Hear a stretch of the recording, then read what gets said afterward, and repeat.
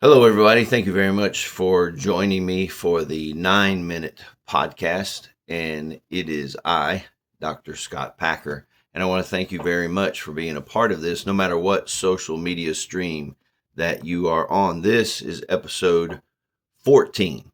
14 of these 9-minute podcasts that we're doing, a little bit different setting to go along with the other streams that are out there. The 3-minute short messages, the messages that are loaded up on the weekend that are actually from the chapel, and then this, so that we might be able to talk a little bit more about different things. No matter what your day is, morning, afternoon, or evening, when you see this, I have my Buc-ee's mug right here. Got my coffee with Southern pecan creamer in it. And if you've never been to a Buc-ee's, or you don't have a Buc-ee's in your area, or if you ever see a Buc-ee's, it's worth the stop. It is Disneyland for truck stops, let me tell you. So I wish you the best as we carry on here. Episode 14. Now, last episode, I was talking about the Montgomery bus boycott, as Dr. King had led the boycott. He, Ralph Abernathy, all of this was a major stepping point into the civil rights movement. As Dr. King and the city of Montgomery had opened up now the bus for everyone, no matter color, race, or creed, Dr. King put together some guidelines on how to act, how to accept this, how to respond in regards to this. And I find many of those points beneficial for us today, because we are living in a world now that racism is no longer, it's not one race towards another, but it can be several races towards several other races. And it's an immigration crisis. It's a humanity crisis that we're dealing with today as much as anything else.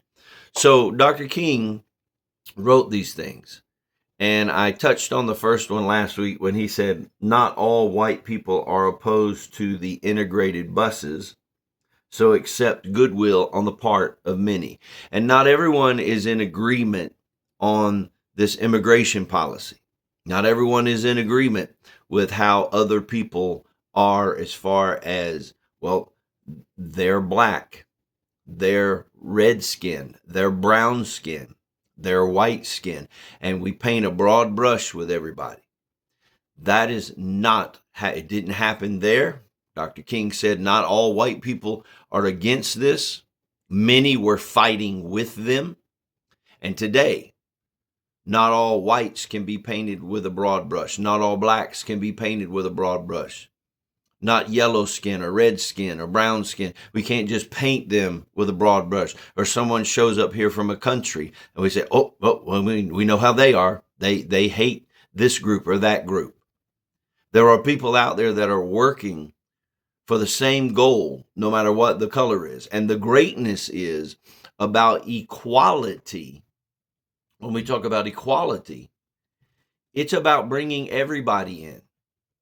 That diversity is not division, but that we need everybody to work together towards the same goal. And so that's one of the things Dr. King talked about. Number 2, he said the whole bus is now for the use of all people. Take a vacant seat. And that's exactly what's going on right now. You know, the whole bus, and we could put whatever else in place of the bus. This country is for use of all people. The church is for use of all people. The ministry, the life of faith, is for all people. It's not just about this church or that group or this group. Take a seat.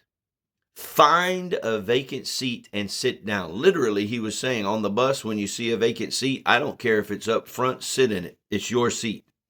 And we've got to find a seat for us to sit in what's going on in this world today. Maybe it's in the political arena. Maybe it's in the church arena. Maybe it's in self-help. Maybe it's in mental health. Whatever it is, find a seat. Dr. Billy Graham said that the way to evangelize the world is very simple. Find a need and then fill it. And that's what Dr. King was saying. You see a vacant seat, sit down, it's yours. You see something that needs to be done, get involved. You want to be a person of faith, you want to be involved, do that. I love looking out over the congregation when I speak week after week and see the sea of different faces. I love that because it reminds me of what the kingdom of God is ultimately about. It's a group of all people. Number 3, he said, pray for guidance and then commit yourself to complete nonviolence in word and action as you enter the bus. I love that. Dr. King said, I want you to pray. Pray for guidance. Pray for guidance.